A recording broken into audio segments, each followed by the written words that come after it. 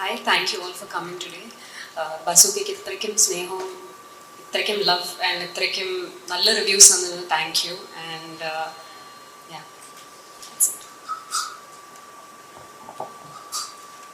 Hello everyone, good morning. So thank you so much for coming here today. And Bazooka ഇപ്പോൾ തിയേറ്ററിൽ successfully ഓടിക്കൊണ്ടിരിക്കുകയാണ്. അപ്പോൾ പടം കണ്ടതിലും കണ്ട ആൾക്കാർ നല്ല അഭിപ്രായങ്ങൾ പറഞ്ഞതിലും ഒത്തിരി സന്തോഷം. ആൻഡ് ഇതൊരു ഇന്ററാക്റ്റീവ് സെഷനാക്കി നമുക്ക് മാറ്റാം. നമ്മൾ മാത്രം സംസാരിക്കുന്നത് പോലെ നിങ്ങൾ നമ്മുടെ അടുത്ത് ചോദിക്കുന്നതാണല്ലോ. സോ നിങ്ങൾ ചോദിച്ചോളൂ.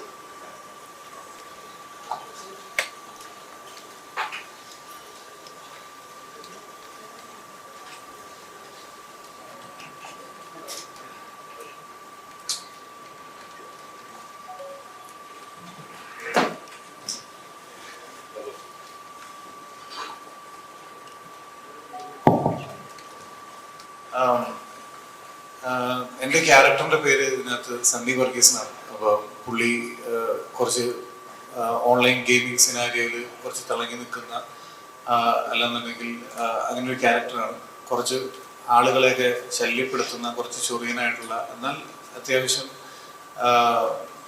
എന്താ പറയുക ഇൻ്റലിജൻ്റ് ആയിട്ടുള്ള ഒരു വ്യക്തിയാണ് എന്നാണ് എൻ്റെ ക്യാരക്ടർ ഇതിനകത്ത്. അപ്പോൾ അതാണ് എൻ്റെ ക്യാരക്ടറിനെ കുറിച്ച് പറയാനുള്ളത്.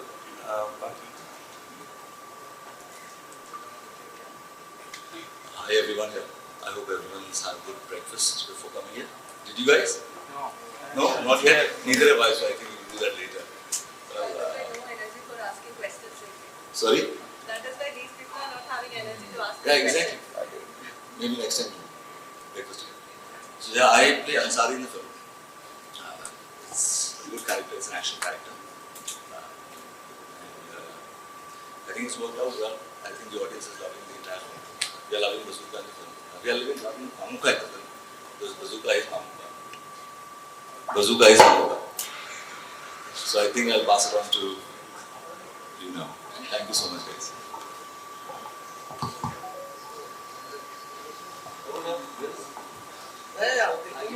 Our music is the best, please. I would like to have a few words from you. He's the man behind the music of the film. He's done really well. Please, few words from you. പടം എല്ലാവർക്കും ഇഷ്ടപ്പെട്ടു.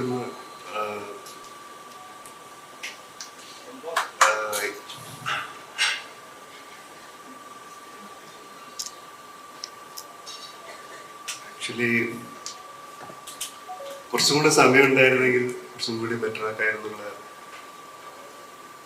കാര്യമാണ്. എനിക്ക് experience ഇല്ല സംസാരിച്ചിട്ടില്ല.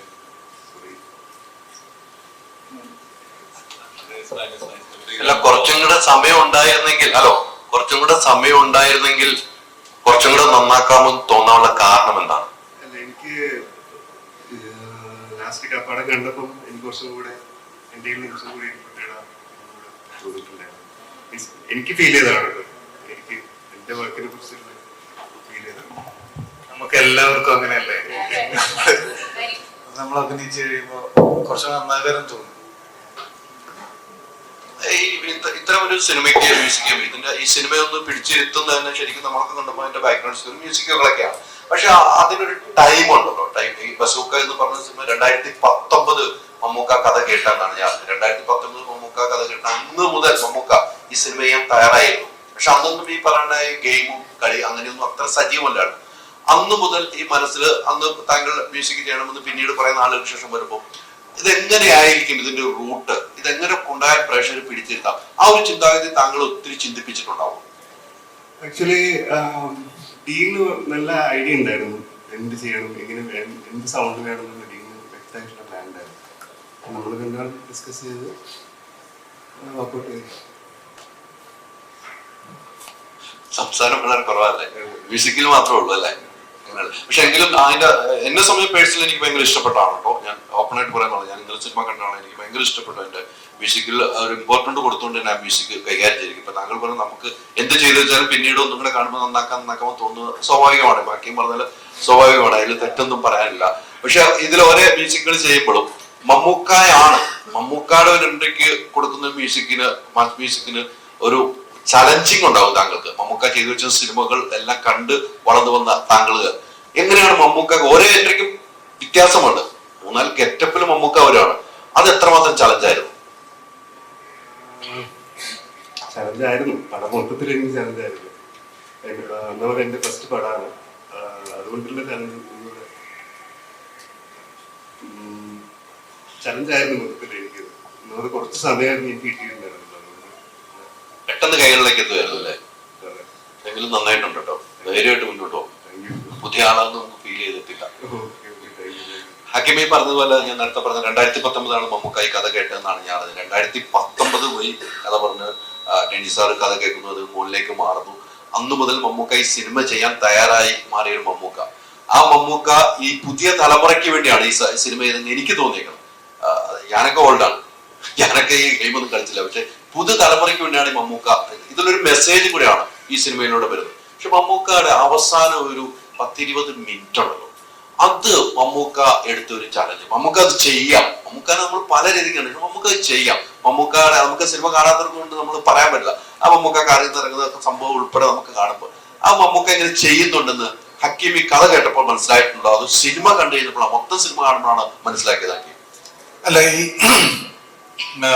ഞാൻ ഈ പരിപാടി അറിയുന്നത് 2022 സമയത്തൊക്കെയാണ് എനിക്ക് വർക്ക് കിട്ടുന്നത്. ആക്ച്വലി പടം ചെയ്യാൻ ഇരുന്നത് വേറൊരു ആളായിരുന്നു. അപ്പൊ പുള്ളിക്ക് ഡേറ്റ് ഇല്ലാത്തത് കൊണ്ടാണ് എന്നാ പിന്നെ ഇവൻ ചെയ്യട്ടെ എന്ന് വെച്ചത്. അത് എൻ്റെ ഒരു ഭാഗ്യം കൂടിയാണ്. കാരണം ലിറ്ററലി എനിക്ക് തോളോട് തോൾ ചേർന്നിരുന്ന് ഒരു 10-15 ദിവസം ഇതുപോലെ ഇരുന്ന് അഭിനയിക്കാൻ പറ്റുക എന്ന് പറയുന്നത് ഞാൻ ഭയങ്കര ക്യൂരിയസ് ആയിട്ട് കണ്ടിരുന്നിട്ടേ ഉള്ളൂ. കാരണം നമ്മുടെ വിളച്ചെടുക്കാനൊന്നും ഞാൻ പോയിട്ടില്ല. അവിടെ വെറുതെ പേടിച്ച് തന്നെയാണ് ഞാൻ അവിടെ ഇരുന്നിട്ടുള്ളത്. അപ്പൊ എനിക്ക് മമ്മൂക്കയുടെ പ്രോസസ്സാണ് ഞാൻ ഭയങ്കരമായിട്ട് അത്ഭുതപ്പെട്ടു പോയത്. എപ്പോഴും ഇപ്പോൾ ഓൺ സ്പോട്ടിൽ ഇപ്പോൾ ഒരു സാധനം ചെയ്യുകയും, അപ്പോൾ നമുക്ക് അത് ഇങ്ങനെയല്ല, നമുക്ക് ഇവിടെ ഒരു പ്രശ്നമുണ്ട്, അങ്ങനെ വരുമ്പോഴത്തേക്കും കംപ്ലീറ്റ്ലി ഡിഫറെൻ്റ് ആയിട്ട് തന്നെയുള്ള അങ്ങനെ 2-3-4 പ്രാവശ്യം ചെയ്യുമ്പോൾ ഇപ്പൊ ഈ പറഞ്ഞ പോലെ ക്ലൈമാക്സിൽ ഞാൻ ആലോചിക്കാറുണ്ട്. ഇപ്പൊ എന്നോട് ഇത് പറയുമ്പോൾ ഞാനിത് എങ്ങനെയായിരിക്കും ഇപ്പൊ കൺസീവ് ചെയ്തിട്ടുണ്ടാവുക, നമ്മളോട് ഇങ്ങനത്തെ ഒരു സാധനം പറഞ്ഞാൽ എനിക്ക് ഒരു ഐഡിയ തന്നെ ഇല്ല. കാരണം അത് അങ്ങനെ തന്നെ വേറെ തന്നെ ഒരു അവതാരമായിട്ടാണ് പുള്ളി അതിനകത്ത് പെർഫോം ചെയ്തിരിക്കുന്നത്. അപ്പൊ ഇതൊക്കെ എവിടെയാണ് ഇത് ചിന്തിച്ചു വെക്കുക? ഇത് നേരത്തെ പ്ലാൻഡ് ആണോ അല്ലയോ? ഓൺ ആക്ഷനിൽ എങ്ങനെയാണ് ഇങ്ങനെയായി മാറുക എന്നുള്ളത് ഞാൻ ഭയങ്കര ക്യൂരിയസ് ആയിട്ട് കണ്ടു തന്നിട്ടുള്ള ആളാണ്. അപ്പോൾ ഓഫ്കോഴ്സ് ഞാനൊരു ബിഗ് ഫാനാണ്. അപ്പോൾ എനിക്കെപ്പോഴും എന്താ പറയാ, കണ്ടു പഠിക്കാൻ, ഇല്ലെങ്കിൽ എന്താണ് ഈ പ്രോസസ്സ് എന്ന് നമ്മൾ ഈ ആക്ടേഴ്സ് ഇങ്ങനെ നിൽക്കുമ്പോൾ ബാക്കിയുള്ള സീനിയേഴ്സ് ആയിട്ടുള്ള ആളുകൾ ഇങ്ങനെ ചെയ്യുമ്പോൾ എപ്പോഴും പഠിക്കാൻ തന്നെയുണ്ട്. ഇതെങ്ങനെയാണ് ഇതിലേക്ക് ആയി മാറുക, ഒരു എന്താ പറയുക, ഒരു പരകായ പ്രവേശം നടത്തുക എന്നൊക്കെ നമ്മളിങ്ങനെ ഭയങ്കരമായിട്ട് ഇങ്ങനെ ചിന്തിക്കാറുണ്ട് എപ്പോഴും. അപ്പോൾ എപ്പോഴും ഞാൻ ആലോചിക്കുന്നത്, എനിക്കെപ്പോഴും എന്താ പറയാ, ഞാൻ ഭയങ്കര ലക്ക് ഉള്ള ഒരാളായിട്ട് എനിക്ക് തോന്നിയിട്ടുണ്ട്. ഇതിങ്ങനെ നേരിട്ട് നിന്ന് കാണാനും എന്താ അത് അനുഭവിച്ചറിയാനും എനിക്ക് സാധിച്ചു എന്നുള്ളതാണ്. ലൈക്ക് എനിക്കതിങ്ങനെ എക്സ്പ്ലെയിൻ ചെയ്തു തരാൻ പറ്റുന്നില്ല. എന്താണ് ആ പ്രോസസ്സ്, മമ്മൂക്ക ചെയ്യുന്ന പ്രോസസ്സ് എന്താണെന്ന് എനിക്ക് പറഞ്ഞു തരാൻ അറിയില്ല. പക്ഷെ എന്തൊക്കെയോ ഇവിടെ എനിക്ക് കിട്ടിയെന്ന് എനിക്ക് തോന്നുന്നു. അങ്ങനെയൊന്നും മമ്മൂക്കയുടെ ഒരു എക്സ്പ്രഷനിലാണ് കേട്ടോ. അതൊക്കെ ഡയറക്റ്റ് ഇല്ലാത്തതുകൊണ്ട് പറയുന്ന അപ്പുറത്തേക്ക് മമ്മൂക്ക സ്വയം കുറെ സംഭവങ്ങൾ കൈ നിട്ടിട്ടുണ്ടോ? അങ്ങനെ എന്തെങ്കിലും ഡയറക്റ്റ് പറഞ്ഞു? ഡയറക്റ്റ് ഇവിടെ ഇല്ലല്ലോ. നിങ്ങളായിട്ട് അടുത്തിരിക്കുന്നവർക്ക് ചോദിക്കും, അങ്ങനെ വല്ല ഡയറക്റ്റ് പറഞ്ഞു? മമ്മൂക്ക സ്വന്തമായിട്ട് നമുക്ക് നാവ് കൊണ്ടുള്ള കുറെ സംഭവങ്ങളൊക്കെ ഉണ്ടാക്കും. മമ്മൂക്ക സ്വയമായിട്ട് അങ്ങനെ എന്തെങ്കിലും സംസാരിച്ചിട്ടുണ്ടോ? അല്ല, അതൊക്കെ മമ്മൂക്ക ആയിട്ടാണ്. അല്ലാതെ അങ്ങനെ ചെയ്യണമെന്ന് ഈ ഒരു എന്താ ചെറിയ ന്യൂവാൻസൻസ് വേണമെന്നോ ഇല്ലെങ്കിൽ അങ്ങനത്തെ ചെറിയ പരിപാടി വേണം ഡീൻ ഫോഴ്സ് ചെയ്ത് പറഞ്ഞിട്ടൊന്നുമില്ല. അതൊക്കെ അതാ പറഞ്ഞ, അത് ഒരു ക്യാരക്ടർ ഒരു ആർട്ടിസ്റ്റ് ഡിസൈൻ ചെയ്യുന്ന സമയത്ത് എനിക്കറിയില്ല അത് എങ്ങനെയാണ് പ്രോസസ് ചെയ്യുന്നത്, എനിക്ക് മനസ്സിലായിട്ടില്ല. അപ്പൊ അത് കണ്ടു നിൽക്കാനേ പറ്റുള്ളൂ, മനസ്സിലാക്കാനോ എനിക്കറിയില്ല എങ്ങനെയാണ് ഒരാൾക്ക് അങ്ങനെ സാധിക്കുക എന്നുള്ളത്. അതുകൊണ്ട് തന്നെയാണ് ലെജൻഡായിട്ട് ഇങ്ങനെ നിൽക്കണമല്ലോ. കുറെ പഠിക്കാൻ പറ്റും. ഹക്കീം, ഇത് 2019 തുടങ്ങിയ ഒരു ജേർണിയാണ്. അയ്യോ, 2019 തുടങ്ങിയ ജേർണിയാണ്. ഇപ്പൊ 2025. അപ്പൊ ഈ ഇത്രയില്ലേ ഇതിന്റെ ഇടയ്ക്ക് കുറെ റിലീസ് ആവാൻ പോകുന്നതിന്റെ ഓരോ ടീസർ വരുമ്പോൾ അല്ലെങ്കിൽ ഒരു പോസ്റ്റർ വരുമ്പോഴും ആളുകൾ എത്രത്തോളം എക്സൈറ്റഡ് ആയിരുന്നു. പക്ഷെ ഇത് റിലീസ് ആവുന്ന സമയത്ത് ആകുമ്പോഴേക്കും ആ ഒരു എക്സൈറ്റ്മെന്റ് ഫീൽ ചെയ്തിരുന്നതാണ്. തീർച്ചയായും ഓഡിയൻസ് പലപ്പോഴും എന്താ ബസൂക്കയാണ് ഇന്ന് റിലീസ് ആവും, നാളെ റിലീസ് ആവും, അങ്ങനെ കുറെ ഡിലേ ആയി അങ്ങനെ പോയിരുന്നു. ആ എക്സൈറ്റ്മെന്റ് നഷ്ടപ്പെട്ടെന്ന് തോന്നുന്നില്ല ഇതിൽ പോയിട്ട്? ഇല്ല, ഒരിക്കലും ഇല്ല. കാരണം ഇതിപ്പോ ഞാൻ ഈ ഇതിന്റെ അടിയിലുള്ള കമന്റ്സ് ഒക്കെ പ്രൊമോഷൻസ് കുറവാണെന്നൊക്കെ പറയുന്നുണ്ട്. ഇത് ഫസ്റ്റ് ഓഫ് ഓൾ നമ്മൾ മനസ്സിലാക്കേണ്ടത് മമ്മൂക്ക പടമാണ്. നമ്മൾ ബാക്കിയുള്ള സിനിമകളെ പോലെ നമുക്ക് എന്താണ് പറയാ, ഈ ഒരു ഓൺലൈൻ ഗിമ്മിക്കുകളോ പരിപാടികളോ ഈ ഒരു പ്രൊമോഷൻ കാര്യങ്ങളൊക്കെ തുടങ്ങിയിട്ട് മേ ബി ഒരു 5-6-7 വർഷമായിട്ടുണ്ടാവുള്ളൂ മാക്സ്. അതിന് മുന്നേ 2-3 ജനറേഷന്റെ സൂപ്പർ സ്റ്റാർ ആണ് അദ്ദേഹം. അദ്ദേഹത്തിന്റെ സിനിമ ഇറങ്ങുന്നതിനുള്ള നമുക്ക് ഈ സോക്കോൾഡ് പടങ്ങളിൽ കാണിക്കേണ്ടി വരുന്ന ഓൺലൈൻ ഗിമ്മിക്കിന്റെ യാതൊരു ആവശ്യമില്ല ഇവിടെ എന്നുള്ളതാണ് വാസ്തവം. രണ്ടാമത്തെ കാര്യം, എല്ലാവരും ആന്റിസിപ്പേറ്റഡ് ആണ്. എന്താണ് ആ പടം, എന്താണ് നമ്മളിപ്പോ സംസാരിക്കുമ്പോൾ ഞാൻ അത് കഴിഞ്ഞ് ചെയ്തിട്ടുള്ള ഇതിലധികം പ്രൊമോഷൻസ് കൊടുത്തിട്ടുള്ള പടത്തെ കുറിച്ചൊന്നും ജനങ്ങൾ എന്നോട് ചോദിച്ചിട്ടില്ല. പക്ഷെ എന്നോട് ചോദിച്ചിട്ടുള്ള എന്റെ സുഹൃത്ത് സർക്കിളിൽ നിന്നാണെങ്കിലും ഫാമിലിയിൽ നിന്നാണെങ്കിലും ബസൂക്ക എന്നാണ് റിലീസ്, ബസൂക്ക എന്നാണ്. അവർക്ക് ബസൂക്കയെ കുറിച്ചാണ് അറിയേണ്ടത്. നമ്മൾ പ്രൊമോഷൻ നടത്തിയിട്ടല്ല, പക്ഷെ ആളുകൾ അറിയും മമ്മൂക്കപ്പടം എന്ന രീതിയിൽ. അപ്പൊ അതേപോലെ തന്നെ കാരണം സിനിമ ഇന്നലെ ഇറങ്ങി നല്ല റെസ്പോൺസുകൾ വന്നുകൊണ്ടിരിക്കുന്നു. പക്ഷെ ഒരു സൈഡിൽ നിന്ന് ഒരു നെഗറ്റീവ് റിവ്യൂസും കോക്കിന്റെ റിവ്യൂ ഇന്നലെ ഇറങ്ങിയായിരുന്നു. അപ്പം താങ്കൾക്കെതിരെയും ഇപ്പൊ എനിക്ക് തോന്നുന്നു കുറച്ചുകൂടെ പേഴ്സണൽ റിവെഞ്ച് പോലെ എനിക്ക് തോന്നി. കാരണം കടയിൽ ഇറങ്ങിയ സമയത്തും താങ്കൾ വിമർശിച്ചുകൊണ്ട് ഇറങ്ങിയ തങ്ങളുടെ പടങ്ങൾ മാത്രം ടാർഗറ്റ് ചെയ്ത് താങ്കളെ വിമർശിച്ചുകൊണ്ടൊരു റിവ്യൂ പറഞ്ഞിട്ടുണ്ടായിരുന്നു. അങ്ങനെ തോന്നിയോ? ഞാൻ റിവ്യൂ കണ്ടിരുന്നു. പക്ഷെ ഇത് പുള്ളി റിവ്യൂ ചെയ്യുന്നുണ്ടെങ്കിൽ പുള്ളിക്ക് അതിൻ്റെതായിട്ടുള്ള സ്വാതന്ത്ര്യം ഉണ്ട് ഇവിടെ എന്നുള്ളതാണ് എനിക്ക് മനസ്സിലാവുന്നത്. അങ്ങനെ ചെയ്യാം, ആക്ച്വലി ചെയ്യാം. മാത്രമല്ല പുള്ളി നെഗറ്റീവ് മാത്രമല്ല, പുള്ളി എന്നെ പറ്റി പോസിറ്റീവ് പറഞ്ഞിട്ടുണ്ട്. ബാക്കിയുള്ള പടങ്ങളിൽ ഇപ്പൊ പ്രണയവിലാസവും അങ്ങനെയുള്ള പടങ്ങളിലൊക്കെ പുള്ളി പറഞ്ഞിട്ടുണ്ട്. അപ്പൊ ഞാൻ സത്യം പറഞ്ഞാൽ ഞാനിത് രണ്ടും എടുക്കാറില്ല. കാരണം ഞാനിങ്ങനെ പബ്ലിക്കിന്റെ ഒപ്പീനിയൻ കേട്ട് എന്താ പറയാ പൊങ്ങുകയോ അല്ലെങ്കിൽ അവര് ഡിഗ്രേഡ് ചെയ്തിട്ട് ഞാൻ താഴുകയോ ചെയ്യാൻ നിൽക്കാറില്ല. കാരണം അങ്ങനെ ചെയ്തിട്ടുണ്ടെങ്കിൽ നമുക്കിവിടെ വരെ യാത്ര ചെയ്തെത്താൻ പറ്റില്ലല്ലോ. ആളുകൾ എന്തു പറയും എന്ന് ആലോചിച്ചിട്ടുണ്ടെങ്കിൽ എനിക്ക് തോന്നുന്നില്ല. കാരണം ഇപ്പോ ഒരു റിവ്യൂ കേട്ട് നമ്മള് സിനിമയ്ക്ക് പോകാതിരിക്കുന്നതാണ് എപ്പോഴും നല്ലത്. പോകാൻ ആഗ്രഹിക്കുന്നുണ്ടല്ലോ, അങ്ങനെയാണെങ്കിൽ ഒരുപാട് കാര്യങ്ങൾ മിസ്സാവുകയും ഒരുപാട് കാര്യങ്ങൾ നമ്മുടെ ആന്റിസിപ്പേഷൻ കൂടുകയും ചെയ്യും. അപ്പോൾ ഒരിക്കലും ഒരു റിവ്യൂ കേൾക്കാതെ നിങ്ങൾ തന്നെ പോയി പടങ്ങൾ കാണുക.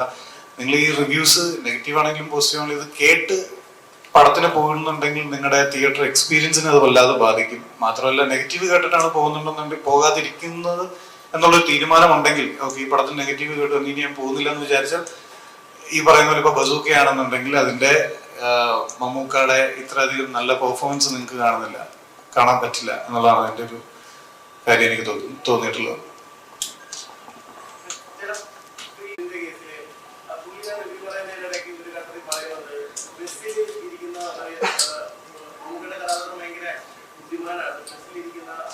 ഒരാളോട് വെറുതെ ഈ കഥയൊക്കെ പറയുകയാണ് എന്നുള്ള രീതിയിൽ ശരിക്കും സിനിമ കണ്ടവർക്കറിയാം എന്തുകൊണ്ടാണ് ഹക്കിമത്തിന്റെ കഥാപാത്രത്തിനോട് നമുക്ക് അങ്ങനെ ആ ഒരു പക്ഷെ ഈ അട്ടുതൂക്കിന്റെ റിവ്യൂ പറയുന്നത് എന്തിനോ വേണ്ടി പറയുന്നു. അപ്പൊ എനിക്ക് തോന്നുന്നത് ഒന്നെങ്കിൽ പുള്ളി സിനിമ കണ്ടിട്ടില്ല, ആരോ പുള്ളിക്ക് അത് ടെക്സ്റ്റ് ചെയ്യുകയോ അല്ലെങ്കിൽ കണ്ടവരാരെങ്കിലും പറഞ്ഞു കൊടുക്കുകയോ ആകാനാണ് സാധ്യത. പുള്ളിക്ക് ആ പോയിട്ട് മനസ്സിലായത് മനസ്സിലാകാൻ അങ്ങനെ വഴിയില്ല. കാരണം അത്രയും ഒരു കൂടുതൽ ആൾക്കാർ കറക്റ്റ് ആയിട്ടൊന്നും എന്തോ ഒരു മിസ്റ്റേക്ക് തോന്നി. ഏകദേശം ആ 4.2 സെക്കൻഡിൽ ആ ഒരു ഞാൻ പ്രത്യേകിച്ച് ശ്രദ്ധിച്ചു. പിന്നെ റിപ്പീറ്റ് ഞാൻ റിപ്പീറ്റ് ചെയ്തപ്പോൾ വേറൊരു യാത്രക്കാരോട് കുറെ കഥകൾ പറയുന്നു എന്നാണ്. ഫസ്റ്റ് ഓഫ് ഓൾ എന്റെ ക്യാരക്ടറിനോട് മമ്മൂക്ക ഈ കാര്യങ്ങൾ പറയുന്നതിനൊരു കാരണമുണ്ട്. എന്തുകൊണ്ടാണ് പുള്ളി മൈന്യൂട്ടായിട്ട് സബ് കോൺഷ്യസ്ലി പുള്ളി എനിക്ക് കഥ പറയാൻ പറ്റില്ല, അപ്പൊ ഇൻഫ്ലുവൻസ് ചെയ്യാൻ ശ്രമിക്കുന്ന തരത്തിലാണ് നമുക്കിത് സ്ക്രിപ്റ്റ് കിടക്കുന്നത്. എന്നാലേ അത് വർക്കാവുള്ളൂ. ഫസ്റ്റ് ഓഫ് ഓൾ അതിന് കാരണമുണ്ട്, അതെനിക്ക് ഇവിടെ റിവീൽ ചെയ്യാൻ പറ്റില്ല. രണ്ടാമത്തെ കാര്യം എന്ന് പറഞ്ഞിട്ടുണ്ടെങ്കിൽ സിനിമയിൽ നമ്മൾ ലോജിക്ക് നോക്കരുത് എന്നുള്ളതാണ്. അതുകൊണ്ടാണ് അത് സിനിമയാവണം. ഇല്ലെങ്കിൽ നമുക്കൊരു ഡോക്യുമെന്ററിയോ ഇല്ലെങ്കിൽ വേറെ എന്തെങ്കിലും ചെയ്താൽ പോരെ. സിനിമ എന്ന് പറയുന്നത് ലോജിക്കിന് അത്രേ കൊടുക്കേണ്ട പ്രാധാന്യം അത്രേ ഉള്ളൂ. ഇപ്പോ ഇല്ല ഞാൻ പറഞ്ഞ ഈ കാര്യത്തിനല്ല, ഞാൻ രണ്ടാമത് വേറൊരു പോയിന്റ് ആയിട്ട് പറഞ്ഞതാണ്. ഈ പറഞ്ഞ കാരണത്തിന് പുള്ളി അതങ്ങനെ പറഞ്ഞിട്ടുണ്ടെങ്കിൽ അതിന് കാരണമുണ്ട് എന്നുള്ളതാണ്. നമ്മുടെ മര്യാദയ്ക്ക് സിനിമ കണ്ടിട്ടുള്ള ആളുകൾക്ക് മനസ്സിലാവാൻ പറ്റും അതിന് കാരണമുണ്ട്. അത് ഞാൻ കേട്ടായിരുന്നു ഞാൻ ശ്രദ്ധിച്ചു എന്നുള്ളതാണ്. പക്ഷെ ഞാൻ പറഞ്ഞില്ല, ഞാനത് മൈൻഡ് ചെയ്യാറില്ല. ഇപ്പൊ ഈ പറഞ്ഞ പോലെ വേറൊരു കാര്യം എന്തോ ബ്രോ എന്ന് വിളിക്കുന്ന അങ്ങനെ എന്തൊക്കെയോ പറയുന്നത് കേട്ടു. പക്ഷെ ഞാൻ ബ്രോ എന്ന് വിളിക്കാറുണ്ട്. അപ്പൊ എനിക്ക് അതില് അരോചകം തോന്നിയില്ല. രണ്ടാമത്തെ വേറൊരു കാര്യം എന്ന് പറഞ്ഞിട്ടുണ്ടെങ്കിൽ ഈ ക്യാരക്ടർ എങ്ങനെയാണ്, ഇയാൾ ഇറിറ്റേറ്റിംഗ് ആണ്, എൻ്റെ ക്യാരക്ടർ കുറച്ച് ഇറിറ്റേറ്റിംഗ് ആണ്, കൂടെ ഇരിക്കുന്ന ആളുകളുടെ അല്ലെങ്കിൽ അവരുടെ കംഫർട്ട് സോൺ മര്യാദ കൊടുക്കാത്ത ഒരാളാണ് ഈ എൻ്റെ ക്യാരക്ടർ ഇതിനകത്ത്. അപ്പോൾ അയാൾക്ക് അങ്ങനെ ചെയ്യും, അയാൾ ബ്രോഗ് വിളിക്കും, ചിലപ്പോൾ വേറെ എന്തെങ്കിലും പറയും, വെറുതെ അടുത്തിരിക്കുന്നവരോട് ചൊറിയും, ഹെഡ്സെറ്റ് വെക്കാതെ ഫോണിൽ ലൗഡായിട്ട് പാട്ട് കേൾക്കും, ഫോൺ കോൾ ചെയ്യും. അത് നമ്മുടെ കൂടെ ഉണ്ടാവില്ല, ഇപ്പൊ തിയേറ്ററിൽ വന്നിരിക്കും ഇതെല്ലാം ചെയ്യുന്ന ആൾക്കാരുണ്ടാവില്ല. അപ്പൊ അങ്ങനത്തെ ഒരു സ്വഭാവമുള്ള ഒരു വ്യക്തിയാണ് അയാൾക്ക്. ആ ഒരു സോഷ്യൽ ക്യൂ ഇല്ല ഈ സണ്ണി വർഗീസ് എന്ന് പറയുന്ന ക്യാരക്ടറിന്. അതങ്ങനെ ചെയ്തത്. ഇതാ പറയുന്നത്, സിനിമയ്ക്ക് ഇതിങ്ങനെ ചെയ്യുന്നത് നമ്മൾ വെറുതെ ചെയ്യണതല്ല, ഇതിനൊക്കെ ഓരോ റീസൺസ് ഉണ്ട്. എന്നാലേ അയാളെ അങ്ങനെ രീതിയിൽ നമുക്ക് പോർട്രേറ്റ് ചെയ്താലേ സിനിമയിൽ അത് ലാൻഡ് ആവുള്ളൂ. അതുകൊണ്ടാണ് അങ്ങനെ നമ്മൾ പ്ലേസ് ചെയ്തിരിക്കുന്നത്.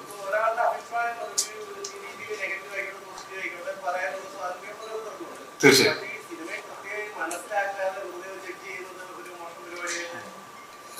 ഇത് വേറൊരു കാര്യം എന്ന് പറഞ്ഞാൽ ഇത് ഇവരുടെയും വയറ്റിപ്പഴുപ്പിന്റെ പ്രശ്നമാണ്. ഇപ്പൊ ഇവരുടെയും അല്ല, ചെയ്യുന്ന ആളുകളുടെ ഒക്കെ. അപ്പൊ അതിനൊരു ഫാൻ ബേസ് ഉണ്ട്, അതിന് ഇവിടെ ആൾക്കാരുണ്ട് കാണാൻ. ആക്ച്വലി ഇപ്പോ അങ്ങനെ വന്നിരുന്ന് പറയുമ്പോൾ, അങ്ങനെ ഒന്ന് രണ്ടു മൂന്ന് തക്കടിക്കുമ്പോൾ, അങ്ങനെ ഒരു വേഷം കെട്ടി വന്നിരിക്കുമ്പോഴൊക്കെ അവിടെ ആൾക്കാരുണ്ട്. അത് വേറെ തന്നെ ഒരു എന്റർടൈൻമെന്റ് ഏരിയയായി മാറിയിട്ടുണ്ട് ഇപ്പൊ. അപ്പൊ അതിലൊന്നും ഇത് സിനിമയെ ബാധിക്കും എന്നുള്ളതിൽ എനിക്ക് യാതൊരു വിശ്വാസമില്ല. തീർച്ചയായിട്ടും സിനിമയെ ബാധിക്കില്ല. കാരണം ആളുകൾ മണ്ടന്മാരല്ലോ. കാരണം ഇത്രയും പേര് റിവ്യൂ കണ്ടിട്ടാണ് സിനിമയ്ക്ക് പോവുക. ഇപ്പൊ ഇപ്പൊ എനിക്ക് എന്തെങ്കിലും കാണണമെന്നുണ്ടെങ്കിൽ ഞാൻ പോയി കാണും, എന്നിട്ട് എനിക്കൊരു അഭിപ്രായം ഉണ്ടാക്കും. അതാണ് നമ്മൾ ചെയ്യേണ്ടത്. അതാണ് നമ്മളൊരു എന്താണ് പറയാ വാല്യൂ എന്ന് പറയും, ഒരു മനുഷ്യന്റെ വാല്യൂ. ഇപ്പൊ ഒരാൾ എൻ്റെ അടുത്ത് വന്ന് പുറത്ത് വേറെ എന്തോ നടക്കുന്നു പറഞ്ഞാൽ ഞാനത് വിശ്വസിച്ച് ഇവിടെ പറയുമല്ലോ. ഞാൻ പോയി നോക്കി എനിക്ക് ധാരണ ഉണ്ടെങ്കിലല്ലേ ഞാനത് ഷെയർ ചെയ്യാവുള്ളൂ. അപ്പോ തീർച്ചയായിട്ടും പടം കണ്ട അഭിപ്രായം എടുക്കുക എന്നുള്ളതാണ് ചെയ്യേണ്ട ഒരു കാര്യം. ബാക്കി നെഗറ്റിവിറ്റി ഒന്നും ബാധിക്കില്ല. ചേട്ടാ, ഈ പറഞ്ഞ കല്ലൂർ ടെന്നീസ് എന്ന് പറഞ്ഞ വ്യക്തിയുടെ ഇപ്പൊ മകന്റെ അപ്പൊ ജനറേഷനാണ് ഞാൻ ആലോചിക്കുന്നത്. ചേട്ടന്റെ ആ എക്സ്പീരിയൻസ് എങ്ങനെ? അച്ഛന്റെ കൂടെ അഭിനയിച്ചപ്പോഴും മകന്റെ കൂടെ അഭിനയിച്ചപ്പോഴും, അച്ഛന്റെ സ്ക്രിപ്റ്റ് മകന്റെ സ്ക്രിപ്റ്റും ഡയറക്ടറും എങ്ങനെയായിരുന്നു എക്സ്പീരിയൻസ്? അത് അച്ഛൻ്റെ കൂടെ അഭിനയിച്ചതിൽ ഏറ്റവും കൂടുതൽ ഇതായിട്ട് ഉപ്പ് കണ്ട പ്രദേശം എന്നൊരു സിനിമയാണ്. ഭയങ്കരമായിട്ട് എപ്പോഴും ആൾക്കാരെ മനസ്സിൽ കണ്ടിരിക്കുന്നത്. ഒരുപാട് സിനിമകൾ, കമ്പോളം, പല സിനിമകളുണ്ട്. അപ്പൊ എന്നെ സംബന്ധിച്ചുള്ള ഈ ജനറേഷൻ ഗ്യാപ്പ് എനിക്ക് ഒരിക്കലും ഫീൽ ചെയ്തിട്ടില്ല. കാരണം നമ്മൾ ഒരുപാട് ട്രാവൽ ചെയ്യും, ഒരുപാട് ആൾക്കാരോട് സംസാരിക്കും, ഒരുപാട് ആൾക്കാരോട് ഇന്ററാക്ട് ചെയ്യും. പിന്നെ നമ്മൾ ഈ ലോകം കണ്ടു തന്നെ ഇരിക്കുകയാണ്. നമ്മളൊരു ജനറേഷൻ കഴിഞ്ഞ് കിടന്ന് ഉറങ്ങുന്നില്ല. അപ്പൊ ഇത് കണ്ട് നമ്മൾ വീണ്ടും മനസ്സിലാക്കി, പുതിയ ജനറേഷൻ ആണെങ്കിലും പഴയ ജനറേഷൻ ആണെങ്കിലും ഏത് ജനറേഷൻ ആണെങ്കിലും എനിക്ക് തോന്നുന്നത് മനുഷ്യന്റെ സൈക്കോളജി എന്ന് പറയുന്നത് അവൻ എപ്പോഴും അവന്റെ മനസ്സിൽ സെന്റിമെന്റ്സും സ്നേഹവും വാത്സല്യവും വെറുപ്പും വിദ്വേഷവും ഒരുപാട് അസൂയയും എല്ലാ നല്ല ഗുണങ്ങളും മോശങ്ങളും ഉണ്ടാവും. അത് ഏത് തലമുറയിലും അതുണ്ടാവും. അല്ലെങ്കിൽ നമ്മളൊക്കെ ഒരു 10, 200, 300 വർഷം കഴിയുമ്പോൾ റോബോട്ടായി പോകും, without any feelings. I don't believe in generation gap. എനിക്കത് ഫീൽ ചെയ്യുന്നില്ല. ഒന്നാമത് ഈ പിന്നെ ടീനും ഒക്കെ ആണെങ്കിലും, അതുപോലെ ഇപ്പോഴത്തെ പുതിയ തലമുറയിലെ പല ഡയറക്ടേഴ്സും തമിഴിലും തെലുങ്കിലും കന്നഡത്തിലും മലയാളത്തിലും ഒക്കെ നമ്മുടെ സിനിമ കണ്ട് വളർന്ന ആൾക്കാരാണ്. അപ്പൊ ആ ഒരു സ്നേഹം എപ്പോഴും ഉണ്ടാവും, ഒരു റെസ്പെക്ട് ഉണ്ടാവും. അപ്പൊ ആ ഒരു ഡിസ്റ്റൻസ് ഒരിക്കലും ഫീൽ ചെയ്യുന്നില്ല. പിന്നെ ഇത് വലിയൊരു ഭാഗ്യമല്ലേ, അച്ഛന്റെ സ്ക്രിപ്റ്റിൽ അഭിനയിക്കുക, അത് കഴിഞ്ഞ് മകന്റെ സ്ക്രിപ്റ്റിൽ അഭിനയിക്കുക, ഇനിയും ടീനന്റെ മകന്റെ സ്ക്രിപ്റ്റിൽ അഭിനയിക്കാൻ പറ്റുമെന്ന് വിചാരിക്കട്ടെ. ബാബുച്ചേട്ടാ, ബാബുച്ചേട്ടൻ എന്ന് പറയുമ്പോൾ നമുക്ക് മനസ്സിൽ വരുന്നത് ഇതൊരു ആക്ഷൻ ഫിഗറാണ്, ആക്ഷൻ നായകൻ എന്നുള്ള ലെവലിൽ തന്നെയാണ്. അപ്പൊ ഇന്ന് മലയാള സിനിമയിൽ നടക്കുന്ന ഒരു ആക്ഷൻ പാറ്റേൺ ഉണ്ടല്ലോ. പ്രത്യേകിച്ച് മമ്മൂക്ക ചെയ്യുന്ന ഒരു പ്രത്യേക ഒരു സ്വാഗ് ഉണ്ട് ചെയ്യുന്ന. ഈ സിനിമയിൽ പ്രത്യേകിച്ച് കയ്യടി വീണ ഒരുപാട് രംഗങ്ങളുണ്ട്. ചേട്ടന്റെ പെർസ്പെക്റ്റീവ് നോക്കുമ്പോൾ എങ്ങനെയുണ്ട് ആ ഒരു ആക്ഷൻ രംഗം, മമ്മൂക്ക എന്നൊരു ആക്ഷൻ നോക്കുമ്പോൾ? വളരെ നന്നായിട്ടുണ്ട്. കാരണം മമ്മൂക്കയുടെ ഒരു സ്റ്റൈലുണ്ട്.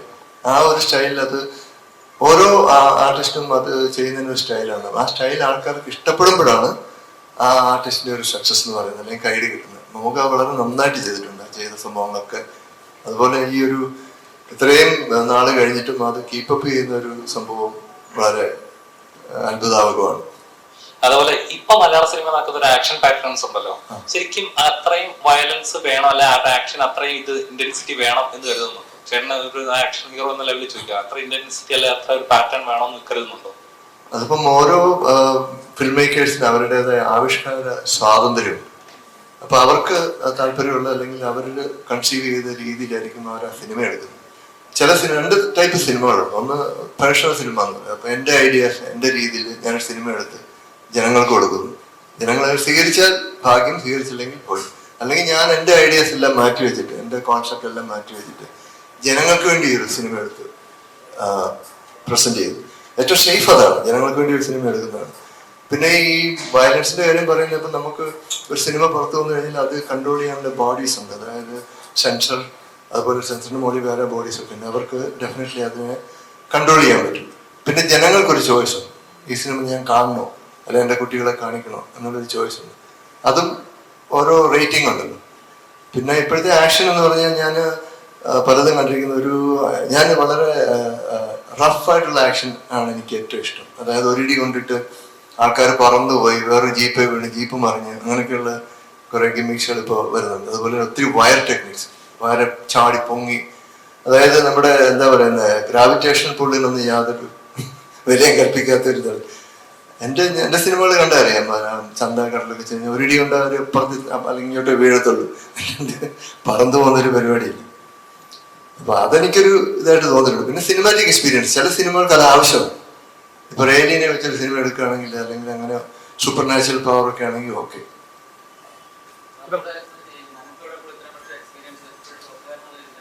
എങ്ങനെ? തീർച്ചയായിട്ടും അത് ഞങ്ങൾ തമ്മിലൊരു എത്ര വർഷങ്ങൾക്ക് പൂവിന് പുതിയ പോകുന്നതിൽ തൊട്ടുള്ള ഒരു ബന്ധമാണ്. അന്നാണ് ഞാൻ ആദ്യം മമ്മൂക്കായി കാണുന്നത്. ആ ഒരു എന്താ പറയുന്ന സംഭവം എപ്പോഴും ഇങ്ങനെ മുന്നോട്ട് പോയിക്കൊണ്ടിരിക്കും.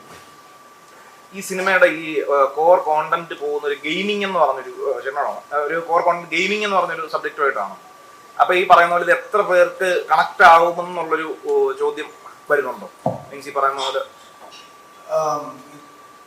ഗെയിം കളിച്ചിട്ടുള്ള, അല്ലെങ്കിൽ നമുക്കറിയാലോ ഇപ്പൊ നമ്മള് ഫോണിൽ പാമ്പും കോണിയൊക്കെ കളിച്ചിട്ടില്ലേ, അല്ലെങ്കിൽ മറ്റേ പേരുള്ള ആപ്പിൾ തിന്നുന്ന പാമ്പിനെ കളിച്ചിട്ടില്ലേ. ബേസിക് ഗെയിമിന്റെ കൺസെപ്റ്റ് അതിന്റെ തുടക്കവും ഇവിടെ നിന്നൊക്കെയാണ്. ഗെയിമിങ് മനസ്സിലാവാതിരിക്കേണ്ട കാര്യമൊന്നുമില്ല. ഞാൻ ഗെയിം കളിക്കുന്ന ഒരാളാണ്, എൻ്റെ വീട്ടിൽ PS5 ഉണ്ട്. അപ്പോൾ ഇത് വലിയ എന്താ പറയാ മനസ്സിലാവില്ലാത്ത തന്നെ വേറൊരു ഏരിയയോ അല്ലെങ്കിൽ മനസ്സിലാവില്ലാത്ത തന്നെ ഒരു പരിപാടിയൊന്നും അല്ല. പിന്നെ തീർച്ചയായിട്ടും ഇപ്പോഴത്തെ കുട്ടികൾക്ക് ഇപ്പോൾ ഉള്ള കുട്ടികളോട് ഇത് ഗെയിമിംഗ് എന്താണെന്ന് നമ്മൾ പറഞ്ഞു കൊടുക്കേണ്ട ആവശ്യമില്ല. നമ്മളെക്കാൾ കൂടുതൽ ഗെയിം അറിയുന്ന ആൾക്കാരൊക്കെ തന്നെയാണ്. പിന്നെ ഭയങ്കര സിമ്പിൾ ആയിട്ട് തന്നെയാണ് ഇതെന്താണെന്ന് നമ്മൾ മനസ്സിലാക്കി കൊടുത്തിരിക്കുന്നത്. കാറ്റഗറൈസ് ചെയ്യാൻ ചാൻസ് ഉണ്ടോ എന്ന് ചോദിച്ചു. മീൻസ് ഈ പറയുന്ന പോലെ കുറച്ചും കൂടെ ഗെയിമിംഗ് ബേസ്ഡ് ആൾക്കാരിലേക്ക് പോകാനുള്ള ആ ഒരു ഏജ് ഗ്രൂപ്പിലുള്ള ആൾക്കാരിലേക്ക് കാറ്റഗറൈസ് ചെയ്യാനുള്ള സാധ്യത ഇല്ല. അങ്ങനെ ഇതാ പറയാ, ഈ പൊതുവെ ഇതൊരു മമ്മൂക്ക പടമാണ്, അതുകൊണ്ട് തന്നെ നമ്മൾ ട്രീറ്റ് ചെയ്തിരിക്കുന്നത് നമുക്ക് വലിയ ആളുകൾക്കും മനസ്സിലാവുന്ന രീതിയിലും ഇത് ഇന്ന കാറ്റഗറിക്ക് മാത്രം കാണാൻ പറ്റുന്ന പടം അങ്ങനെയൊന്നുമില്ല. ഇപ്പൊ കുട്ടികൾക്ക് ഓൾറെഡി ഇഷ്ടപ്പെട്ടു തുടങ്ങിയിട്ടുണ്ട്. അപ്പൊ അവർ ചെയ്തുകൊണ്ടിരിക്കുന്ന കാര്യമാണല്ലോ. അവരുടെ ഓൺലൈൻ ഗെയിമിങ്സിനെ നമ്മളൊരു കാര്യം മനസ്സിലാക്കുന്നപ്പോൾ ഈ ലോകത്തുള്ള എല്ലാ ഫിലിം ഇൻഡസ്ട്രീസും മ്യൂസിക് ഇൻഡസ്ട്രീസും എടുത്തിട്ടുണ്ടെങ്കിൽ അതിനേക്കാളും വലിയ $1 ട്രില്യൺ ഇൻഡസ്ട്രിയാണ് ഗെയിമിംഗ് ഇൻഡസ്ട്രി. നമുക്കറിയില്ലാത്തതുകൊണ്ടാണ്. അപ്പോൾ ആക്ച്വലി അതാണ് ബാക്കിയുള്ള എന്റർടൈൻമെന്റ് ഇൻഡസ്ട്രിയേക്കാളും വലിയ ഇൻഡസ്ട്രിയാണ് ഗെയിമിംഗ് ഇൻഡസ്ട്രി. അപ്പൊ അവിടെ നടക്കുന്ന സിനാരിയോസ് എന്താണെന്ന് മേ ബി 10-50 വയസ്സിന് മുകളിലുള്ള ആൾക്കാർക്ക് ചിലപ്പോൾ അറിയില്ലായിരിക്കാം ഇപ്പോൾ. പക്ഷെ അതിൽ താഴോട്ടുള്ള ആളുകൾക്ക് കുറച്ചൊക്കെ ഇപ്പൊ സോഷ്യൽ മീഡിയയിൽ ആക്റ്റീവ് ആയിട്ടുള്ള അത്യാവശ്യം എന്താണ് പറയാ ആളുകൾക്ക് മനസ്സിലാവും എന്താണ് ഇതൊന്നും, ഇല്ലെങ്കിൽ ഇതാണ് ഇവിടെ നടക്കുന്നത്, റിയാലിറ്റിയാണ് ഇതെന്നുള്ളത് മനസ്സിലാവും. ഈ ഒരു മൊമെന്റിൽ ഏറ്റവും കൂടുതൽ ഈ സിനിമയില് മമ്മൂക്കെ പോലെ തന്നെ അത്രത്തോളം കോൺട്രാസ്റ്റ് അല്ല ആ വേറെ സ്വാഗുള്ള ഒരാളാണ് ജീവിയും. അദ്ദേഹത്തിന്റെ കൂടെ കോമ്പോ ഉണ്ടായിരുന്നല്ലോ. എങ്ങനെ ഉണ്ടായിരുന്നു? ഒരു ഫേസ് ടു ഫേസ് ഉള്ള റിയാക്ഷൻസ് ഉണ്ടാവും. അത്രയും ഹിസ്റ്ററീസ് ഉള്ള ഒരു ലെജൻഡ് തന്നെയാണ് അദ്ദേഹം. എങ്ങനെ ഉണ്ടായിരുന്നു ആ ഒരു കോമ്പോ, അവരുമായിട്ടുള്ള എക്സ്പീരിയൻസ്, സാറുമായിട്ടുള്ള എക്സ്പീരിയൻസ്? ഗൗതം സാറുമായിട്ട് ആദ്യം തന്നെ സ്ക്രീൻ സ്പേസ് ഷെയർ ചെയ്യാൻ പറ്റിയതിൽ ഒത്തിരിയധികം സന്തോഷം. കാരണം നമ്മളെല്ലാവരും ആരാധിക്കുന്ന സ്പെഷ്യലി ഗേൾസ് കുറച്ച് അധികം ഫാൻസ് ഉണ്ട് സാറിന്. അത്രയും ഒരു റൊമാൻറ്റിക് ഡയറക്ടറാണ് ഗൗതം സാറ്. അപ്പം ഗൗതം സാറിന്റെ കൂടെ സ്ക്രീൻ ഷെയർ ചെയ്യുക, അല്ലെങ്കിൽ സാറിന് ആദ്യമായിട്ട് കാണുന്നതൊക്കെ എന്ന് പറഞ്ഞു കഴിഞ്ഞാൽ തന്നെ എന്താ പറയാ വളരെ സന്തോഷമുള്ളൊരു കാര്യമായിരുന്നു. സാറിന്റെ കൂടെ ആയിരുന്നു നമ്മുടെ ആ ടീമിന് most of the combination scenes ഉണ്ടായിരുന്നത്. അതുകൊണ്ട് തന്നെ നല്ലൊരു ബോണ്ടിങ് ഉണ്ടായിരുന്നു സിനിമയിൽ. നമ്മുടെ ആ ഒരു ടീമിനൊരു ബോണ്ട് ഉണ്ടല്ലോ, അത് ത്രൂ ഔട്ട് ദ ഫിലിം ഷൂട്ടിലും സെറ്റ്സിലും എല്ലാം അതുപോലെ തന്നെ മെയിൻറ്റെയിൻ ചെയ്യാൻ വേണ്ടി പറ്റിയിട്ടുണ്ട്. അപ്പം ഗൗതം സാറിനെ കാണുന്ന സമയത്ത് ആദ്യത്തെ ദിവസമൊക്കെ നമുക്ക് ഭയങ്കര പേടിയായിരുന്നു. 3 പേർക്കും, സിദ്ധുവേട്ടനായാലും ഡിൻചേട്ടനായാലും എനിക്കായാലും പക്ഷെ സാർ അത് ഭയങ്കര ഈസിലി ഹാൻഡിൽ ചെയ്ത്, അത് സാറിന് അറിയാം കാരണം എത്രത്തോളം പേടി വരും നമ്മുടെ പോലത്തെ ആൾക്കാർ വരുന്ന സമയത്ത് എന്നുള്ള രീതിയിൽ. പക്ഷെ അത് വളരെ ഈസി ആയിട്ട് ഹാൻഡിൽ ചെയ്തിട്ടുണ്ടായിരുന്നു. So feel very lucky to be part of this movie. Aishwarya എങ്ങനെ ഉണ്ടായിരുന്നു? ഇന്നലെ സിനിമ നല്ല റെസ്പോൺസുകൾ വന്നുകൊണ്ടിരിക്കുകയാണ്. എങ്ങനെയുണ്ടാ മറ്റുള്ള റിയാക്ഷൻസ് ഒക്കെ എങ്ങനെ ഉണ്ടായിരുന്നു? I'm feeling very, very happy, extremely grateful. എല്ലാവർക്കും പടം ഇഷ്ടമായി എന്ന് കേട്ടു ആൻഡ് റിവ്യൂസ് ഒക്കെ എല്ലാം പോസിറ്റീവ് ആണ്, എല്ലാവർക്കും ഇഷ്ടപ്പെട്ടു ആൻഡ് വളരെ സന്തോഷം, extremely grateful and extremely happy. Happy. ഒരു ചോദ്യം ചോദിക്കണം. അതായത് ഇപ്പം നോർമലി സോഷ്യൽ മീഡിയയിൽ ഇപ്പം കുറച്ച് തിയേറ്ററിലൂടെ വന്ന് താരങ്ങളായ ആറാട്ടണ്ണൻ, പെരേര, അങ്ങനത്തെ കുറച്ച് പേരുണ്ട്. അപ്പം സിനിമാക്കാർ തന്നെ പറയുന്നത് ഇങ്ങനെയുള്ളവരെ പ്രൊമോട്ട് ചെയ്യരുത്, മീഡിയാസ് ഇങ്ങനെയുള്ളവർ പ്രൊമോട്ട് ചെയ്യാൻ പാടില്ല, സിനിമ ദോഷം ചെയ്യുന്നുണ്ട് എന്ന്. അപ്പം ഈ സിനിമയിൽ തന്നെ സന്തോഷ് വർക്കി ഒരു സീൻ ഉണ്ടായിരുന്നു. അപ്പോൾ ഭയങ്കര സീരിയസ് ആയിട്ട് ഉള്ള മൊമെന്റിലെ ഒരു സീനിനകത്ത് അദ്ദേഹത്തിന് വരുന്നു, പെട്ടെന്ന് ആളുകൾ ഞെട്ടിപ്പോയി. അപ്പം സിനിമയിലുള്ളവർ തന്നെ ഇങ്ങനെ രണ്ടു പക്ഷം പറയുമ്പോൾ എന്താണ് ചെയ്യുന്നത്? അത് ഡയറക്ടറുടെ കോളാണ്. അത് എനിക്ക് എന്തുകൊണ്ടെന്ന് അതെന്താ എങ്ങനെയാണ് അവിടെ വന്നതെന്നുള്ളത്. പക്ഷെ ഞാൻ ഭയങ്കരമായിട്ട് എൻജോയ് ചെയ്തൊരു മൊമെന്റ് ആയിരുന്നു. പിന്നെ അങ്ങനെ ഇപ്പൊ റിവ്യൂ പറയുന്ന ആളുകൾക്ക് സിനിമ വരാൻ പറ്റില്ല എന്നൊന്നുമില്ല. അല്ല, ഞാൻ പറഞ്ഞല്ല, പ്രൊഡ്യൂസേഴ്സും മറ്റുള്ളവരും തന്നെ പറഞ്ഞത് നിങ്ങൾ ഇങ്ങനെയുള്ളവരെ പ്രൊമോട്ട് ചെയ്യാൻ പാടില്ല. അങ്ങനെയുള്ളവരെ പ്രൊമോട്ട് ചെയ്യാൻ ഇൻ ദ സെൻസ് അവരുടെ റിവ്യൂസിനല്ലേ പറയുന്നത്. ഈ ഒരാളുടെ ഇല്ലെങ്കിൽ ഈ ഒരാളുടെ എന്താ പറയുക ഫേസ് വാല്യൂനെയോ ഫെയിമിനെയോ അയാൾക്കുള്ള ഒരു പബ്ലിക് ഇമേജ് ഉണ്ടല്ലോ, അതിനെ യൂട്ടിലൈസ് ചെയ്യുന്നില്ല. എന്താണ് തെറ്റ്? ഇപ്പൊ ഇവിടെ ഇൻസ്റ്റാഗ്രാം റീൽ എടുക്കുന്ന ആളുകൾ എത്രയോ പേര് ഇപ്പൊ സിനിമയിലുണ്ട്. അത് അവരുടെ പബ്ലിക് ഇമേജിനെ യൂട്ടിലൈസ് ചെയ്യുന്നില്ലേ, അവർക്കുള്ള ആ ഒരു ഇമേജിനെ അതുപോലെ തന്നെ യൂട്ടിലൈസ് ചെയ്യുന്നതാണ്. അപ്പൊ അതിൽ തെറ്റൊന്നുമില്ല. അപ്പോ ഈ മൊമെന്റിൽ അത് എത്രത്തോളം ബ്ലണ്ടർ ആയിരുന്നു, എത്രത്തോളം ഡൈവേർട്ട് ആയി പോയി എന്ന് കാണിക്കാൻ പറ്റുന്ന ഒരു അവസരമായിട്ടാണ് തോന്നിയത്. എനിക്ക് തോന്നുന്നു ഇറ്റ്സ് എ ബെറ്റർ ചോയ്സ്. നല്ല രസമുണ്ട് ഇത്. ഞാൻ ഭയങ്കര എൻജോയ് ചെയ്തു. ജോക്കൊക്കെ വെല്ലുവിളിയായിട്ടാണോ? അതെ, പല ആളുകൾക്ക് ഷൈൻഡോൺ ജോക്കൊക്കെ വെല്ലുവിളി നന്നായിട്ട് ചെയ്തിട്ടുണ്ട്. നിങ്ങളല്ലേ വെല്ലുവിളി? നന്നായിട്ട് ചെയ്തിട്ടുണ്ട്. ആദ്യം തന്നെ അതിന് നല്ലൊരു താങ്ക്സ് പറയുന്നുണ്ട്. ഗംഭീരമായിട്ട് ചെയ്തിട്ടുണ്ട്. എങ്ങനെയാണ് ആ ഒരു സീനിലേക്ക് ഈ മമ്മൂക്കാടെ കൂടെ ഷൈൻഡോൺ ജോക്ക് ഇപ്പൊ മമ്മൂക്കാടെ കൂടെ മമ്മൂക്ക അഭിനയിച്ചു വെച്ച എല്ലാ സിനിമയിലും മമ്മൂക്ക കൂടെ കൊണ്ടു കിടപ്പാണ്. ആ സിനിമയിലേക്ക് എന്നെ മമ്മൂക്കാടെ കൂടെ തന്നെ എത്താൻ പറ്റി, മമ്മൂക്കാടെ കൂടെ ഷെയർ ചെയ്യാൻ പറ്റിയ സ്ക്രീൻ വലിയൊരു എക്സ്പീരിയൻസ് അല്ലായിരുന്നു. അത് എങ്ങനെയുണ്ടായിരുന്നു പറയും? അടിപൊളിയായിരുന്നു. മമ്മൂക്കയുടെ ആദ്യമായിട്ടാണ് അഭിനയിക്കുന്നത്. മമ്മൂക്ക ഫാൻ ബോയ് ആയിരുന്നില്ലേ വേണ്ടത്, പക്ഷെ ഇപ്പൊ ആയിക്കൊണ്ടിരിക്കുന്നു, ശ്രമിക്കുന്നു. അതിന് അങ്ങനത്തെ പരിപാടികളൊക്കെ ഉള്ളു. ഷൈൻ്റെ കസിൻ, ഷൈൻ്റെ അനിയൻ തന്നെയാ, സ്വന്തം അനുജനാട്ടോ. അതാണ് പല ആൾക്ക് ഷൈൻ്റെ സ്വന്തം അനുജനാണ്. ഉണ്ടാവും, വേറെ സംഘങ്ങളുണ്ട്, വേറെ മാത്രല്ല. അല്ല, ഈ സബ്ജക്ട് കേട്ട് കഴിഞ്ഞപ്പോൾ എങ്ങനെയാണ് ചേട്ടനുടെ അഭിനയിക്കുന്ന സിനിമ ആരാണ് ആദ്യമായിട്ട് ഞാനും ചേട്ടനും ആദ്യമായിട്ട് സ്ക്രീനിൽ ഒരുമിച്ച് വരുന്ന പടമാണത്. ഇതിനു മുമ്പ് ഞങ്ങൾ ക്രിസ്റ്റഫറിൽ അഭിനയിച്ചിട്ടുണ്ടെങ്കിലും ഒരുമിച്ച് കാണാൻ പറ്റിയിട്ടുണ്ടായിരുന്നില്ല. പക്ഷെ ആദ്യമായിട്ട് ഒരുമിച്ച് വരുന്ന പടമാണ്. അത് ഭയങ്കര ഒരു വീട്ടിൽ ഒരുമിച്ച് കാണാറുണ്ട്, വീട്ടിലിടയ്ക്ക് കാണാറുണ്ട്, പുറത്താണ് കൂടുതൽ ഒരുമിച്ച് കാണാറ്. ആരാണ് ആദ്യം വിളിക്കുന്നത് ഈ സിനിമയിലേക്ക് സബ്ജക്ട് പറഞ്ഞ? ആഷിക്ക് പറഞ്ഞിട്ട്, ആഷിക്കും ഗിലിന്ദും അങ്ങനെയൊക്കെ പറഞ്ഞിട്ട് ടീന തന്നെയാണ് വിളിക്കുന്നത്.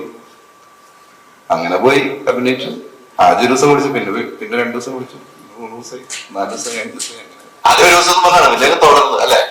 അല്ല, നല്ലൊരു എക്സ്പീരിയൻസ്. നന്നായിട്ട് ചെയ്യുകയും ചെയ്തെന്നാണ് നമ്മള് ജോക്കുട്ടനെ എനിക്കൊക്കെ പേഴ്സണലി അറിയാവുന്ന. ജോക്കുട്ടൻ വേറെ സിനിമയിലും അഭിനയിച്ചു. ആദ്യമായിട്ട് അങ്ങനെ പറയുന്നത് 5-6 പറഞ്ഞു കഴിഞ്ഞു. അതെ, വേറെ സിനിമകൾ ചെയ്തിട്ടുണ്ടെങ്കിൽ ഇത് മമ്മൂക്കാടൊപ്പം അഭിനയിക്കുമ്പോഴുള്ള അങ്ങനെ ഒരു ടെൻഷൻ ഉണ്ടായിരുന്നു. മമ്മൂക്കാടൊപ്പം സ്ക്രീൻ ചെയ്യുമ്പോൾ അവിടെ ഡയലോഗ് വരുന്നുണ്ട്, മമ്മൂക്കാടെ ഒപ്പം നിൽക്കണം. അതിനെ നിങ്ങൾ ടെൻഷൻ എന്നാണോ പറയാ? പിന്നെ എന്താ പറയണ്ട പറയും. എനിക്കറിയില്ല എന്താ പറയണ്ടില്ല. ജോക്കുട്ടൻ എന്താണ് അനുഭവിച്ചത്? എനിക്ക് അനുഭവിച്ച എന്താന്ന് പറയാൻ പറ്റുന്നില്ലല്ലോ. ഇപ്പോഴാണ് ഷൈൻഡോൺ ആക്കിയത്. എന്താണ്? ഞാനൊരു എക്സ്ക്യൂസ് പറയാണ്. കാരണം എനിക്ക് ഒരു അടുത്ത പരിപാടി 2-3 പടങ്ങൾ ഇറങ്ങിയിട്ടുണ്ട്. അതിന്റെ പ്രൊമോഷൻ ഉണ്ട്, പിന്നെ ഷൂട്ടിംഗ് ഉണ്ട്, ഡബിങ് ഉണ്ട്. അതുകൊണ്ട് ഞാനൊന്ന് പയ്യെ ഇനി കാലിക്കറ്റ് എത്തണം.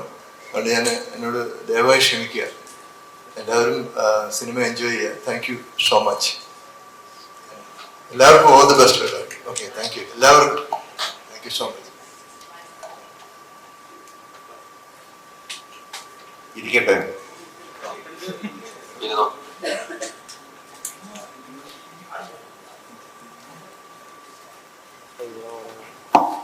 മോനെ, ജീവിതത്തിൽ ഗെയിം കളി ഉണ്ടോ മോൻ? ഇതിനകത്ത് എങ്ങനെയാണ് ജീവിതത്തിൽ ഗെയിം കളിയൊക്കെ എങ്ങനെയാണ്? ഞാൻ ഗെയിം നല്ല അഡിക്റ്റ് ഒന്നും അല്ല, നല്ല ഇടയ്ക്ക് കുറച്ച് ഗെയിം ഈ സിനിമ കണ്ടപ്പോ അഡിക്റ്റായോ? ഇല്ലില്ല, എനിക്ക് ഗെയിം കളിക്കാൻ നല്ല ഇഷ്ടമാണ്. അപ്പൊ ഇതിൽ അങ്ങനെ റോള് കിട്ടിയപ്പോ നല്ല രസമായിരുന്നു ചെയ്യാൻ. ജോയ്സ്റ്റിക്കിനെല്ലാം അത്യാവശ്യം ചെയ്യാനൊക്കെ ഉണ്ടല്ലോ, ഞാൻ ഇങ്ങനെ ഒരു ആവർത്തിക്കൊണ്ടൊക്കെ ഇരുന്നു. അത് നല്ല രസമായിട്ട് സ്ക്രീനിൽ കാണാറുണ്ട്. അതിലെന്തായാലും സന്തോഷമുണ്ട്. കണ്ടു കഴിഞ്ഞപ്പോൾ ഈ ഷൂട്ടിംഗ് സമയത്ത് പേരൻസ് ഒക്കെ എപ്പോഴും ഉണ്ടായിരുന്നു. സിനിമ കണ്ടു കഴിഞ്ഞപ്പോ എന്താണ് പറഞ്ഞത്? സിനിമ കണ്ടു കഴിഞ്ഞപ്പോ അച്ഛനും അമ്മയൊക്കെ നന്നായിട്ടുണ്ട് പറഞ്ഞു, എല്ലാരും നന്നായിട്ടുണ്ട് എന്ന് പറഞ്ഞു. ഇത്തിരി എള്ളിച്ച കൂടി മമ്മൂട്ടി മാളുടെ കൂടെ ഒരു നല്ലൊരു റോള് ചെയ്യാൻ പറ്റി. അപ്പൊ എല്ലാരും കണ്ടവരൊക്കെ നന്നായിട്ടുണ്ട് എന്ന് പറഞ്ഞു. ഇനിയും കുറെ ആൾക്കാർ കാണാനുണ്ട്. അപ്പൊ എന്തായാലും ഇത്രയും വലിയൊരു സിനിമയിൽ ഇവരുടെയൊക്കെ ഒപ്പം അഭിനയിക്കാൻ പറ്റിയതിൽ നല്ല സന്തോഷമുണ്ട്. ലൊക്കേഷൻ പോയപ്പോ മമ്മൂക്ക എന്താണ് പറഞ്ഞത്? ലൊക്കേഷനിലൊന്നും ഓർമ്മ വന്നിട്ട് ലൊക്കേഷനിൽ അങ്ങനെ അത്ര സംസാരിക്കാൻ പറ്റിയിട്ടുണ്ടായിരുന്നില്ല. 1-2 സീനല്ലേ ഉള്ളൂ. എന്നാലും എങ്ങനെ പറയൂ എന്നൊക്കെ ചോദിച്ചു, എങ്ങനെ സുഖല്ലേ, എന്തൊക്കെയുണ്ട് വിശേഷം എന്നൊക്കെ ചോദിച്ചു. അതന്നെ സന്തോഷം. പിന്നെ ഇത്രയും വലിയൊരാളുടെ കൂടെ അത്യാവശ്യം കുറച്ച് ഇമ്പോർട്ടൻസ് ഉള്ള റോള് ചെയ്യാൻ പറ്റിയല്ലോ. അത് സംസാരിക്കണേക്കാളും ഫോട്ടോ എടുക്കണേക്കാളും ഒക്കെ വലിയൊരു സന്തോഷം. അപ്പൊ നമ്മുടെ ഷൈൻജിന്റെ സിനിമകളിലെ ഒരു പാറ്റേൺ നോക്കി അറിയാം. പുള്ളിക്കാരൻ ചെയ്തു വെക്കുന്ന ഒരു പ്രത്യേക ഒരു സ്വാഗ് ഉണ്ട്, അല്ലെങ്കിൽ പുള്ളിക്കാരൻ ഒരു ആക്ഷന്റെ രീതികളൊക്കെ ഉണ്ടാവും. എപ്പോഴെങ്കിലും അതിലെന്തെങ്കിലും ഇൻസ്പയർ ചെയ്യണം, അല്ല അതിൽ നിന്ന് ഫോളോ ചെയ്യണം എന്ന് തോന്നിയിട്ടുണ്ടോ? ചെറുപ്പം മുതലേ തോന്നിയിട്ടുണ്ട്. ചെറുപ്പത്തിലുള്ള ചേട്ടൻ കണ്ടിട്ടുണ്ടോ? ഇല്ലില്ല. ഇല്ലല്ലോ, ഇപ്പോഴുള്ള ചേട്ടനല്ലേ കണ്ടിട്ടുള്ളൂ. ചെറുപ്പത്തിലെ ചേട്ടൻ എങ്ങനെ? അത് അറിയില്ലല്ലോ, നിങ്ങൾക്ക് അറിയില്ലല്ലോ, പിന്നെ പറഞ്ഞിട്ട് കാര്യമില്ലല്ലോ. അല്ല, ഇപ്പൊ ചെയ്യണമെന്നില്ല, ഇപ്പൊ ഏതെങ്കിലും ഫോളോ ചെയ്തിട്ടുണ്ടോ? ഇപ്പൊ അതെന്നെ പറഞ്ഞു, ചെറുപ്പത്തിലുള്ള ചേട്ടനെ കണ്ടിട്ടുണ്ടോ? ഇപ്പോഴുള്ള ചേട്ടൻ അന്ന് ചെറുപ്പം മുതലാണ് അത് പറയണ്ടേ. 10-35 കൊല്ലത്തെ നീണ്ടു.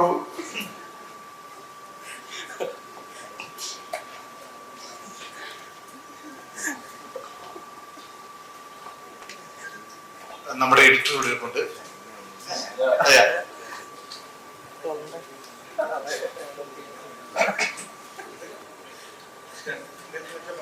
അല്ല, കുറെ സീനുകൾ ഉണ്ടാകുന്നു. കത്രിക വെച്ചപ്പോൾ കുറെ കട്ടിക്കുണ്ടാകുമല്ലോ. ആ സമയത്ത് എങ്ങനെയായിരുന്നു? ചിലത് കത്രിക വെക്കേണ്ടി വരുമല്ലോ എന്തായാലും എഡിറ്റിംഗ് സമയത്ത്. ഇതിപ്പോ എല്ലാവർക്കും അറിയാം, ഞാൻ ലാസ്റ്റ് ആണ് ഈ പടത്തിലേക്ക് വന്നിരിക്കുന്നത്. ഈ പടത്തിലേക്ക് ലാസ്റ്റ് ആണ് വന്നത്. നിഷാദാണ് ആദ്യം എഡിറ്റ് ചെയ്തിരുന്നത്.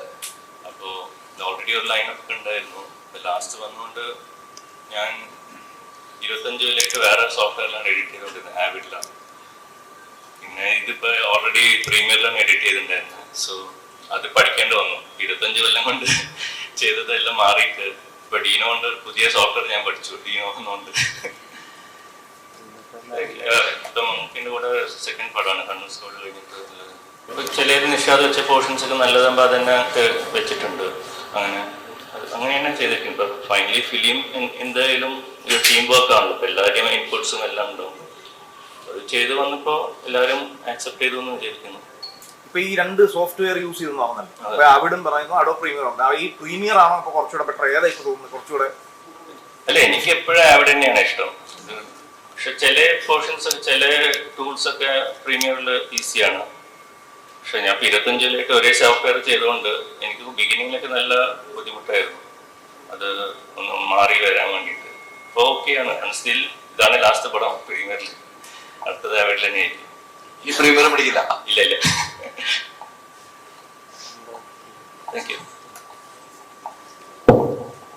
അപ്പോ എല്ലാവരും വന്നതിൽ വളരെയധികം നന്ദി. Thank you so much. കഴിഞ്ഞില്ലേ സമയം? പറഞ്ഞോട്ടെ.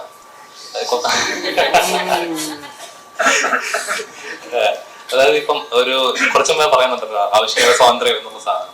അപ്പം ഒരു കലാകാരനെ സംബന്ധിച്ച് വളരെയധികം പ്രധാനപ്പെട്ട ഒരു കാര്യമാണ് ആവിഷ്കാര സ്വാതന്ത്ര്യം. അപ്പം ചില കാര്യങ്ങളിൽ നമ്മൾ ആത്മാർത്ഥമായിട്ട് ഇന്ന പോലെ ഓഡിയൻസിലേക്ക് എത്തണം. സിനിമ എന്നൊരു കലാരൂപം അതാണല്ലോ. ഇപ്പൊ നമ്മൾ ചിലപ്പോൾ നമ്മുടെ പ്രതിഷേധങ്ങളായിരിക്കാം, നമ്മുടെ അഭിപ്രായങ്ങളായിരിക്കാം, നമുക്ക് സമൂഹത്തിൽ എത്തിക്കേണ്ട പല കാര്യങ്ങളും നമ്മൾ സിനിമയിലൂടെ എത്തിക്കും. പക്ഷെ അതിലും കത്രിയ വീഴുമ്പോ അല്ലെങ്കിൽ ഇന്ന കാര്യങ്ങൾ പറയരുത്, ഒരു അധികാരത്തിന്റെ പുറമെ ഇന്ന കാര്യം ആരും അറിയണ്ട എന്ന് പറയുന്ന ഒരു സംഭവം ഉണ്ടല്ലോ, അത് ശരിയായ നടപടിയാണെന്ന് വിശ്വസിക്കുന്നു ഒരു സിനിമ? തീർച്ചയായിട്ടും അല്ല, തീർച്ചയായിട്ടും അല്ല. എല്ലാവർക്കും ഇപ്പൊ എപ്പോഴും ഒരു എന്താ പറയാ, ഏത് വലിയ തിരിച്ചലുകൾ ഉണ്ടാകുമ്പോഴും ഇപ്പോ രാഷ്ട്രീയപരമായിട്ടാണെങ്കിലും വലിയ എംപയറുകൾ പൊളിഞ്ഞു വീഴുന്നതിനും പ്രധാന കാരണം അവിടെ ഉണ്ടായിട്ടുള്ള നാടകങ്ങളും എന്താണ് പറയുക, അല്ലെങ്കിൽ സംഗീതങ്ങളൊക്കെ തന്നെയാണ് ഇപ്പോൾ സിനിമയും. അപ്പോൾ തീർച്ചയായിട്ടും അത് രാജാവ് നഗ്നനാണെങ്കിൽ നഗ്നനാണെന്ന് തന്നെ വിളിച്ചു പറയാനുള്ള ചങ്കൂറ്റം ഇവിടെയുള്ള കലാകാരന്മാർക്ക് വേണം. അതിലിപ്പോ കലാകാരന്മാരുണ്ടെന്ന് വിശ്വസിക്കുന്നുണ്ടോ? ഇഷ്ടം പോലെ ഉണ്ടല്ലോ. ഇപ്പൊ റീസെന്റ് ഇറങ്ങിയ സിനിമകളൊക്കെ നമുക്കറിയാലോ. പക്ഷെ അതില് കത്രിയ വീഴും. അല്ല, അതില് കാര്യമില്ല. പറഞ്ഞു കത്രിയ വീഴുമ്പോൾ അത് ആരാണ് ഇവിടെ തെറ്റിയാലെന്ന് അവര് തന്നെ വിളിച്ചു പറയും പോലെയാണ് എനിക്ക് തോന്നുന്നത്. എനിക്കത് ഫീൽ ചെയ്യുന്നു. ഇല്ല, അല്ല, ഞാൻ എന്റെ പേഴ്സണൽ ഒപ്പീനിയനാ പറഞ്ഞത്, ഇത് ചർച്ച ചെയ്ത് പറഞ്ഞല്ല. അപ്പൊ അങ്ങനെ ഉണ്ടാവണം.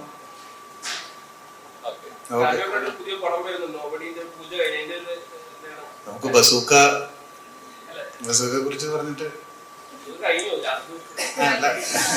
അല്ല, ഇത് ഒന്നും ആയിട്ടില്ല. പടം ഇന്നലെ പൂജ കഴിഞ്ഞല്ലേ ഉള്ളൂ. ഇല്ല.